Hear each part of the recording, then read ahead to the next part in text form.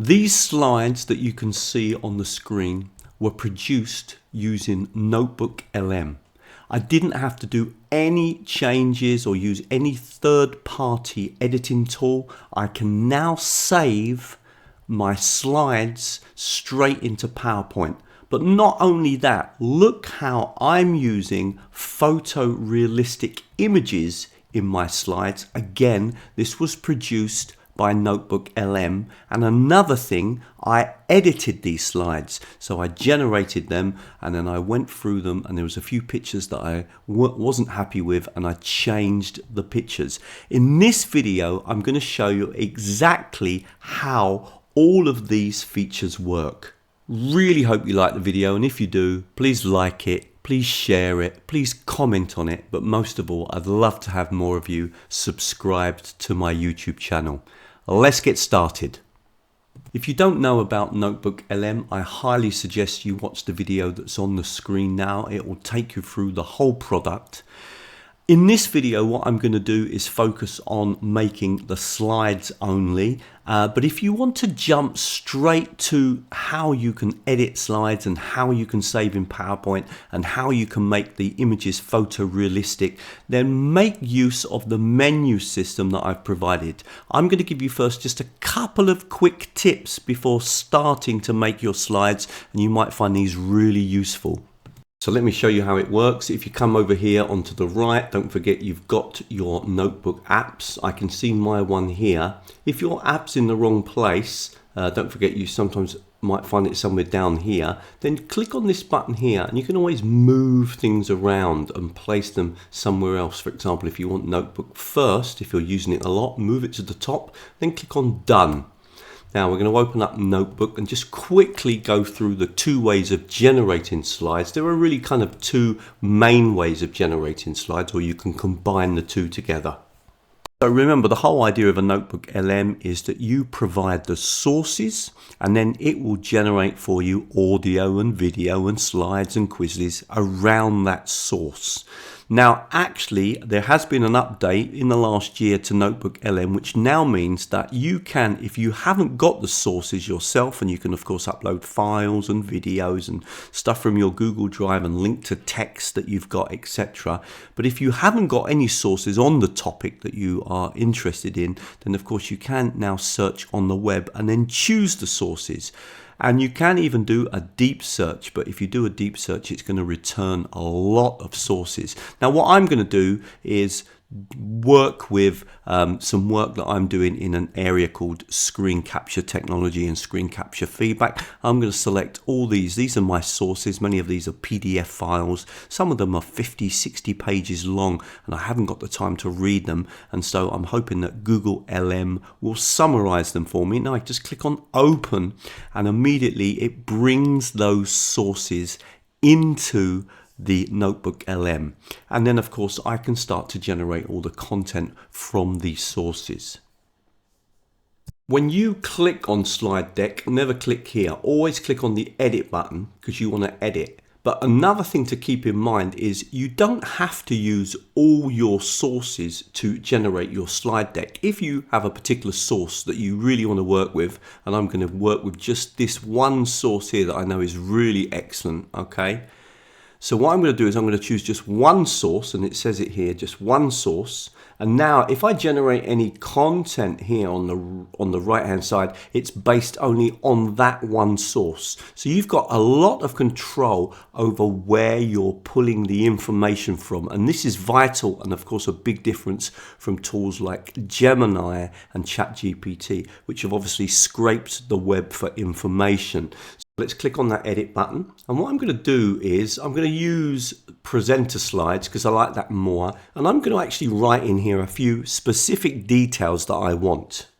Okay, so what I've asked for, can you focus the presentation on the key findings from the research? What is it that students like about screen capture? What are the benefits? Okay, and then I've asked for photorealistic images and only key points. Now this is key because it's really going to dictate, if we click on this button here now, what the slides look like.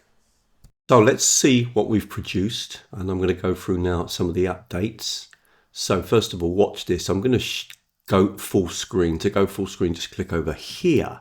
First of all, notice that we've got photorealistic pictures, and lots of people complain to me that you can't use photorealistic pictures, or that it doesn't produce that, but that's because you simply don't ask for it. If you ask for it, then you're going to get photorealistic pictures. Now, one problem for me would be that I would need to go through and to edit this, and in the past I couldn't do that, but nowadays you can do that. How do you do that? Well, click here, click on the revise button, and now what you can do is you can edit the pictures. So I could actually, or edit anything in the slides basically. So I'm going to say, for example, can you change the image in slide, and then this is, let's have a look which number this is.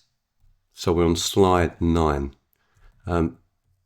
Can I have a picture of students at university? Okay, I'm going to jump over to slide 7, and I'm also going to put in a change. Notice now that both of these are in blue, and I'll do also one final change on the opening picture here.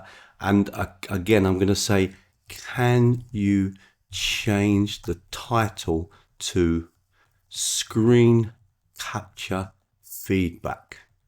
I'm just going to have those changes. Okay, now notice that again it's marked, so it knows to change that slide, and that slide. So make sure you do all your changes right through the whole lot, because what you're actually going to do is regenerate the slide deck. And when you click on that button, it's now going to regenerate the slide deck based on the edits that you've asked for. So let's see if the updates have worked.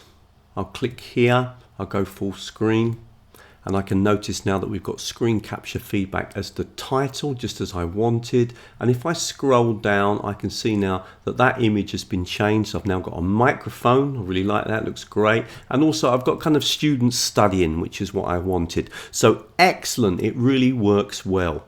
Here's the same slides in PowerPoint. So I'm able to now save these slides immediately into PowerPoint, and then of course I can work with them in PowerPoint. So to do that, all I needed to do was literally come up to here, click on this option here, and notice you've got now two options: download PDF or download PowerPoint. So I click on that button, and obviously where you want to go is to go to your downloads, and you'll see in your downloads, let me just go full screen so you can clearly see that. I'm in my downloads, and there it is, and I can double click and open that up. Really hope you liked that video, and if you did, then please like it, and please think about joining me on my YouTube channel. I've made a video about generating video in NotebookLM, and if you want to learn more about that, the video's on the screen now and you can watch that. Thank you very much. Okay, really hope you liked that video, and if you did, then please come over to teachertrainingvideos.com. Loads more free videos. Look at all the different menu items at the top of the screen here. If you're a teacher and you want to keep up a little bit more with the work I do, we often organize webinars, online courses, etc., then sign up to the newsletter. And if you sign up to the newsletter, there is a free 14-part mini video course in using technology in language teaching, and nearly everything I suggest is free. If you want to take it a little bit further, then think about joining me on Patreon. If you join Patreon, you get extra videos every month with no advertising. I just go straight into the training, lots of ideas about how you can use the technologies in the class with your students, and you also get the chance to meet me online once a month for some direct training, and that's a real opportunity for you to practice using the technologies with me. And finally, if you want to go even further, join me on my very popular course, Technologies and Approaches to Blended, Hybrid and Online Teaching. I do that in collaboration with NILE, that is the Norwich Institute for Language Education, a very prestigious organisation in the UK. And that course has been running for many years and is very popular. Thank you very much. I'm going to leave a few more videos on the screen now that you might find useful.